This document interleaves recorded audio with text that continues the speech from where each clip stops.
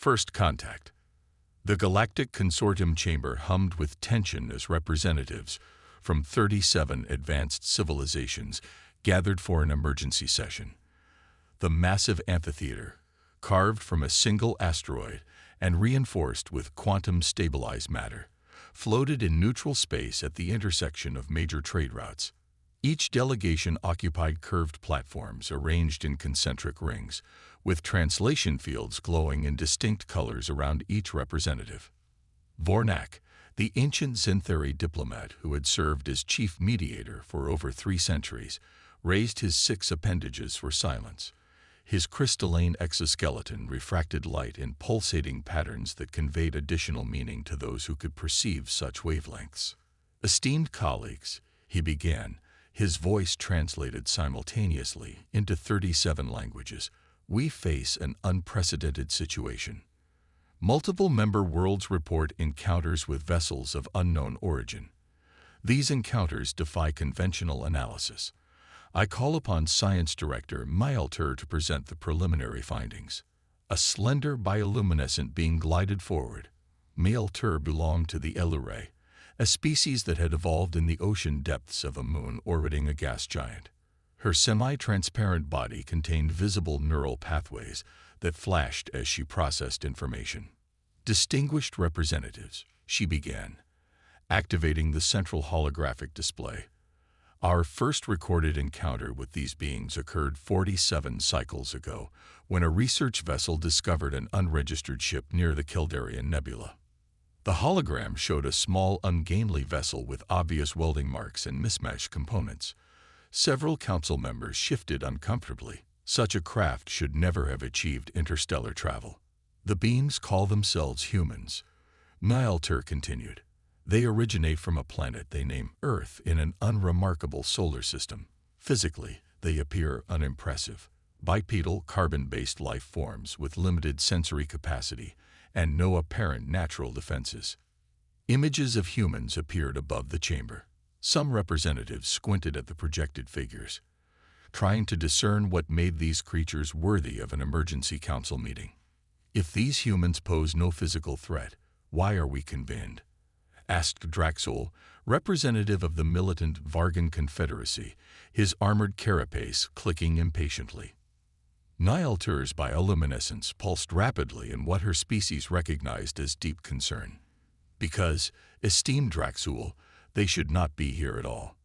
Their technology is cobbled together, inefficient, and in many cases, violates our understanding of engineering principles. Yet it works. Their ships utilize power cores that should explode upon activation, navigation systems that should fail in deep space, and hull materials that should disintegrate during warp transitions. None of these failures occur. The chamber erupted in murmurs and biochemical releases that the environmental systems struggle to filter. Perhaps our understanding is limited, suggested Tuloran, the plant-based philosopher whose species communicated through pheromone clouds and light absorption. New approaches often appear contradictory until fully comprehended. It is not merely their technology, Maelter countered, advancing the presentation. Their behavior defies biological imperatives. Observe this incident recorded at Trading Post Epsilon 9. The hologram shifted to show security footage of a massive structural failure on a space station. A support beam was collapsing, threatening to breach the station's atmospheric containment. As various aliens fled the area, several humans ran toward the danger. They worked together to temporarily brace the failing structure, allowing others to escape, despite sustaining injuries that should have incapacitated them. They routinely place themselves at risk for strangers.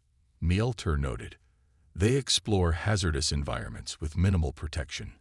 They approach unknown species without caution. Most concerning, they adapt with unprecedented speed. The diplomat from the hive-minded Kuzar collective vibrated their communication appendages. We encountered a human vessel near the radiation storms of Sector 19. Their shields failed.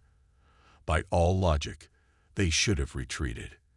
Instead, they reconfigured their power distribution, while inside the storm, developed a new shielding approach, and continued their survey. 3 crew members suffered severe radiation damage to their cellular structures. They considered this acceptable. Vornak's crystalline form dimmed slightly. How many species are currently aware of human existence? Milter displayed a galactic map with red indicators spreading from Earth. 17 consortium members have confirmed encounters. Unaligned worlds report similar experiences. Their expansion is accelerating. Are they hostile? Asked Draxul, voicing the question foremost in many minds. Uncertain, replied Milter. They have engaged in defensive actions when threatened but show no pattern of aggression. However, they are unpredictable. They take actions no rational species would consider, creating outcomes impossible to forecast. I propose establishing formal observation protocols, stated Kivex, the strategic advisor to the consortium. We must understand these humans before making official contact or determining policy. The proposal carried unanimously. The consortium selected Neriel, a veteran xenoanthropologist, to lead the observation mission. Her team would include specialists from diverse disciplines, equipped to gather comprehensive data on human biology, psychology, technology, and social structures. Neriel, whose species possessed remarkable camouflage abilities, accepted the assignment. As a member of the Viridian Watchers, she had studied 12 emerging civilizations over her career, but none had advanced to interstellar travel in her lifetime. I accept this task, she stated formally. Where shall I begin my observations? The human outpost at Centauri Junction, Kivex decided. They've established a trading hub there that sees traffic from multiple species. You can observe their interactions in a controlled environment. As the council adjourned, Neriel reviewed the preliminary data. The images of humans, with their limited senses, fragile bodies, and short lifespans, seemed ordinary enough. Yet something about their eyes, always searching, always questioning, gave her pause. What drove these creatures to take such risks? Why did they seem so eager to connect with alien life? What secrets did they carry from their homeworld that made them so adaptable, so resilient? Neriel would soon find out. 3 standard weeks later, Neriel's research vessel approached Centauri Junction, a massive space station at the intersection of several major trade routes.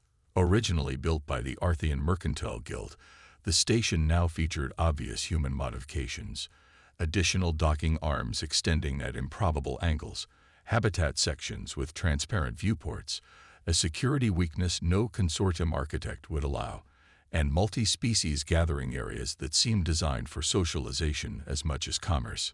Neriel's team established their observation post in a recently rented commercial space overlooking the station's central plaza.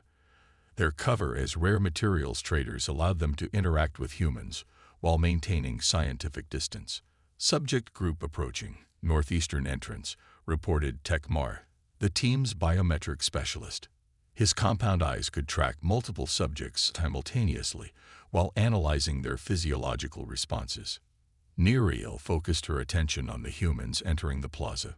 5 of them, varying in height, skin tone, and apparent age, walked together but maintained individual mannerisms. Unlike the synchronized movements of hive species or the carefully calculated social distances maintained by most spacefaring races, humans moved with an unpredictable rhythm that somehow avoided collision without apparent coordination.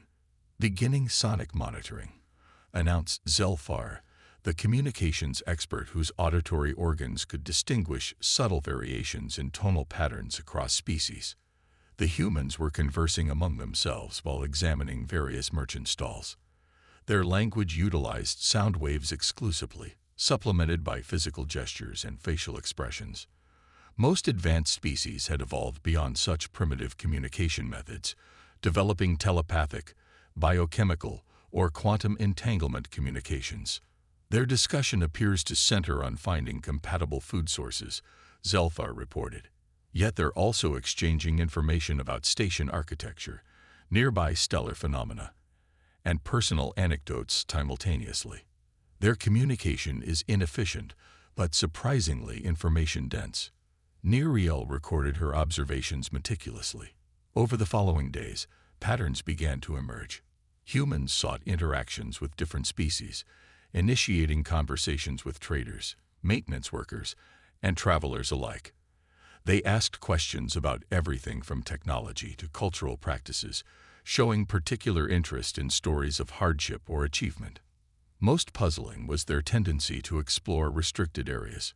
Station security logs showed human access attempts at maintenance tunnels, environmental control systems, and even the station's power core.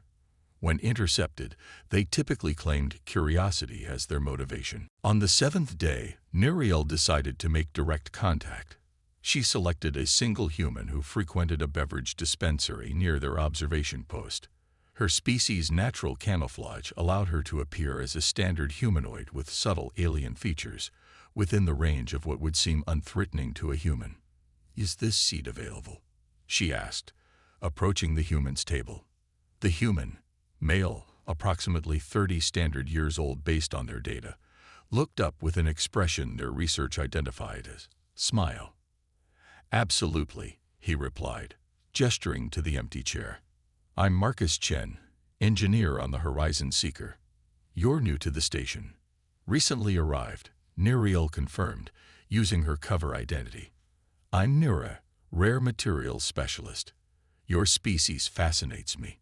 Rather than showing suspicion at this direct approach, the human's expression brightened. "That's mutual. I've never seen someone quite like you before. What system are you from?" The conversation flowed with surprising ease. Marcus spoke freely about human expansion efforts, technological challenges, and their encounters with other species. When Nuriel inquired about their seemingly reckless exploration habits, his answer proved illuminating. "Back on Earth, our history is full of explorers who ventured into unknown territories, with limited information and inadequate equipment," he explained. "Most died, but those who survived brought back knowledge that changed everything. It's in our DNA. We're driven to see what's over the horizon, even at great personal risk." Nuriel asked. "Especially then," Marcus replied, his expression serious. "Nothing valuable comes without risk. Besides, we've learned that most dangers look worse from a distance. Up close, there's usually a way through." As their conversation continued, Nuriel's sophisticated biochemical sensors detected no deception in the human's responses, only genuine enthusiasm and curiosity that matched her own scientific interest. She returned to her team with new insights. "They're not calculating risk-reward ratios as we understand them," she reported. "They operate on intuition and historical precedent rather than probabilistic analysis. Their species' memory glorifies those who took irrational risks that happened to succeed. A dangerous evolutionary strategy," commented Techmarch. "Most species that favored such behavior self-extinguished before achieving spaceflight." Before Nuriel could respond, the station's emergency alarms activated. The plaza's atmospheric containment field flickered. A catastrophic failure was imminent. Standard evacuation protocols initiated, with all beings directed toward emergency shelters. Through their monitoring systems, Nuriel's team observed something extraordinary. While most species fled toward designated safe zones, groups of humans moved in the opposite direction, toward the environmental control center where the failure originated. "What are they doing?" Zelfar asked, bewildered. "The control center will lose atmosphere in approximately 6 minutes. They're attempting to fix it," Nuriel realized, watching humans gathering tools and emergency equipment. Instead of accepting the containment loss and relying on emergency systems, they're trying to prevent the failure entirely. The observation team continued monitoring as the humans accessed restricted maintenance shafts, repurposed equipment from nearby systems, and implemented a solution that station diagnostics initially rejected as non-viable. Yet somehow, through what appeared to be improvisation and intuitive adjustments, they stabilized the containment field. 3 humans required medical attention afterward, 1 for severe plasma burns, 2 for oxygen deprivation. All had exceeded safety parameters their own bodies should have enforced through pain and unconsciousness. That evening, Neriel transmitted her first formal report to the consortium. Her conclusion was unlike any she had submitted in her long career. Humans appear to function outside established biological and sociological parameters. They consistently violate self-preservation impulses, engage with hazardous unknowns by choice, and implement technological solutions that succeed despite theoretical impossibility. Most significantly, they exhibit a collective drive to explore, connect, and overcome challenges that transcends individual survival imperatives. I believe we are observing something unprecedented in consortium records, a species whose evolutionary path rewarded curiosity above caution and innovation above stability. Further study is essential, as standard predictive models cannot forecast human behavior or development trajectory. As the transmission completed, Neriel stared through the viewport at Earth's distant sun, barely visible among countless stars. What forces had shaped these beings who defied conventional wisdom? And what would their emergence mean for a galaxy accustomed to predictable, rational species? The answer would come sooner than anyone expected. The reckoning. The Galactic Consortium reconvened 6 standard months after Neriel's observation mission began. The chamber's atmosphere reflected the growing tension. Environmental filters worked overtime to process the biochemical stress markers released by numerous species. Vornak called the session to order, his crystalline form pulsing with unusual intensity. Esteemed colleagues, we face an escalating situation regarding the species designated human. Director Mielter will present the latest findings. Mielter's bioluminescence patterns conveyed deep concern as she activated the holographic display. Distinguished representatives, human expansion has accelerated beyond all projections. They have established outposts in 26 sectors, including regions previously deemed uninhabitable. The display showed a time-lapse of human activity spreading across the galactic map like a neural network forming new connections. Most concerning, she continued, they have begun exploring the Void Quadrant. A collective reaction rippled through the chamber, some species releasing alarm pheromones, others reverting to instinctive threat displays. The Void Quadrant had been quarantined for millennia following the mysterious disappearance of 3 advanced civilizations who ventured there. They cannot comprehend the danger, stated Draxul, the Vargan representative. We must intervene directly before they trigger something beyond our control. Kivvex, the strategic advisor, raised his central appendage for attention. Intervention carries its own risks.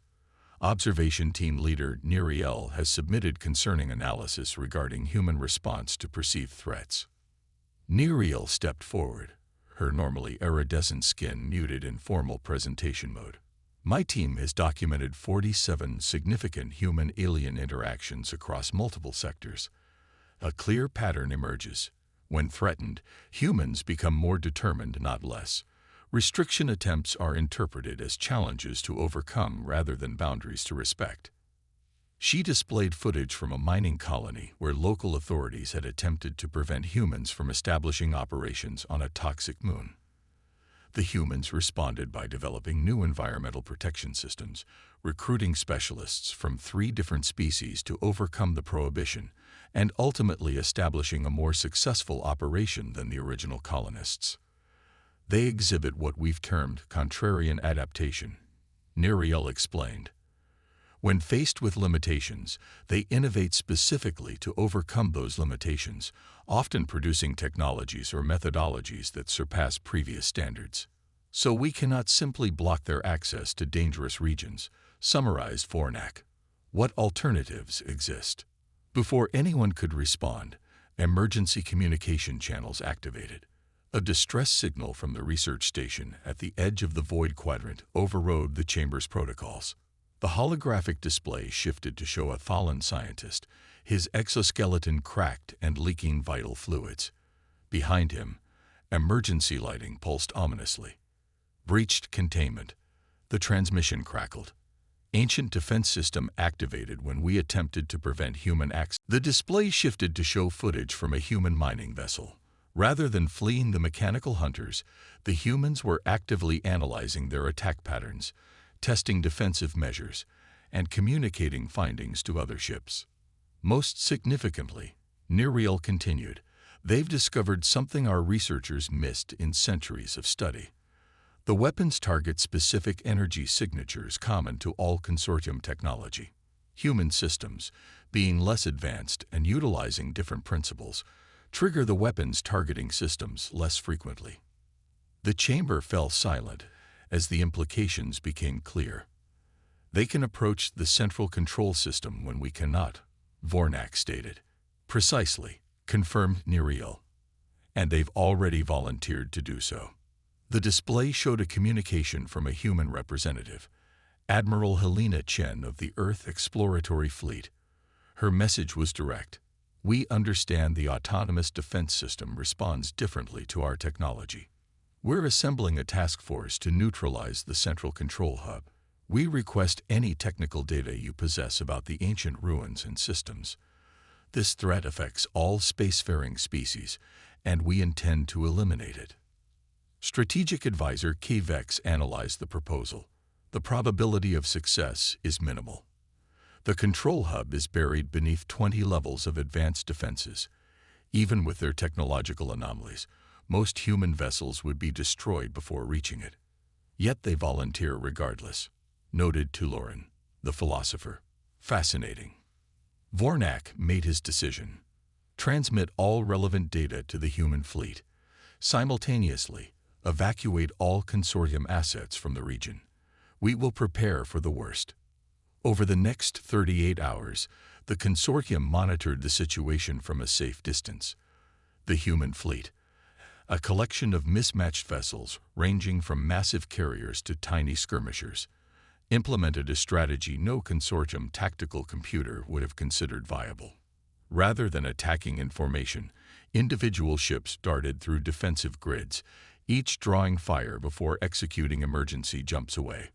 Others deliberately triggered weapon systems only to analyze response patterns. 3 ships were destroyed, yet the humans pressed forward, adapting their approach with each engagement. Then, a small vessel designated Prometheus broke through the final defenses. The ship sustained catastrophic damage in the process, losing propulsion, life support, and communications. Scans indicated only 2 human life signs remained active.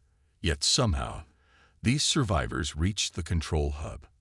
For 6 tense hours, no information emerged from the ruins. Then, systematically, the autonomous weapons throughout the sector deactivated. Sensor teams confirmed the ancient system had entered dormancy protocols. 2 days later, a human shuttle recovered the survivors from the ruined Prometheus. When debriefed, the humans explained their success with disarming simplicity. We noticed the weapons responded to active technology, but ignored inactive systems. So we triggered an electromagnetic pulse that temporarily disabled our remaining equipment, making us invisible to the defenses. Then we manually reprogrammed the central hub using basic mechanical inputs rather than digital interfaces.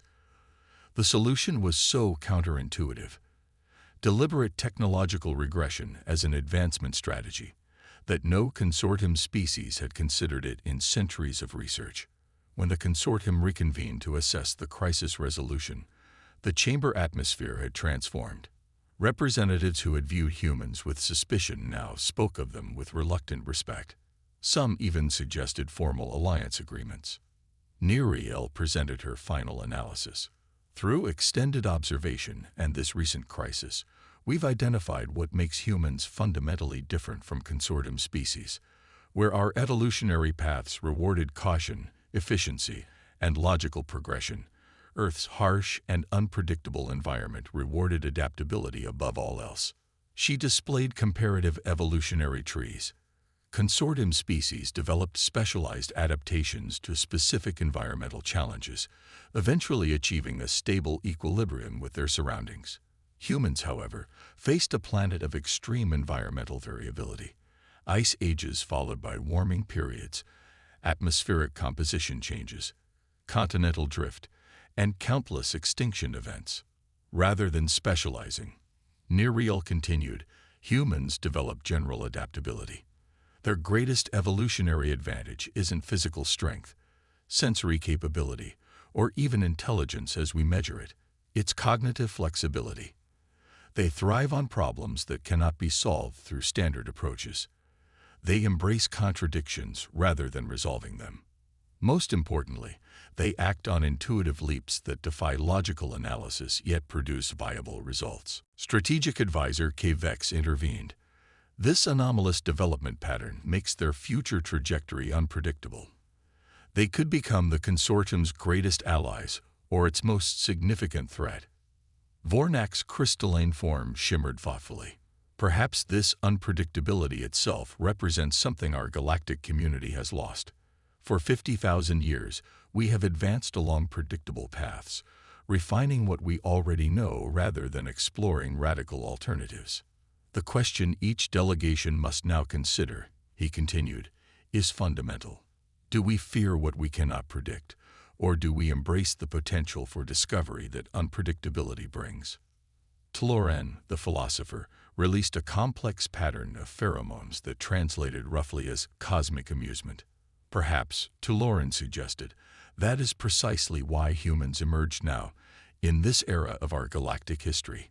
When systems become too ordered, too predictable, the universe introduces chaos, not to destroy, but to create new possibilities.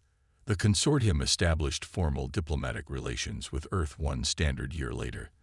The ceremony took place on Centauri Junction Station, which had become a thriving hub of human-alien cooperation. As humans and diverse alien representatives finalized the historic agreements, a question rippled through the gathering. First posed by a young fallen scientist to her human colleague, then spreading until it became an unofficial greeting throughout the station. Have you encountered them? Those who answered yes invariably had stories to tell of human ingenuity in crisis, of unlikely solutions to ancient problems, of friendship formed through shared challenges. For a galaxy that had grown comfortable with certainty, humanity's unpredictable nature represented something long forgotten. The transformative power of navigating the unknown. Not as something to fear, but as the very essence of what it meant to be alive in a universe of infinite possibility. As Nuriel observed the proceedings, she updated her final report with a single concluding line. In the presence of humans, the impossible merely becomes improbable, and the improbable becomes inevitable.